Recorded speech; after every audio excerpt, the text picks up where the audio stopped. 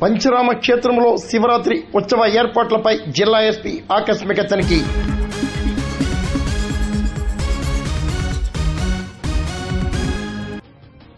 కాకినాడ జిల్లా సమర్లకోట పంచరామ క్షేత్రంలో మహాశివరాత్రి ఉత్సవ ఏర్పాట్లపై జిల్లా ఎస్పీ బిందు మాధవ్ గురువారం ఆకస్మిక తనిఖీలు నిర్వహించారు.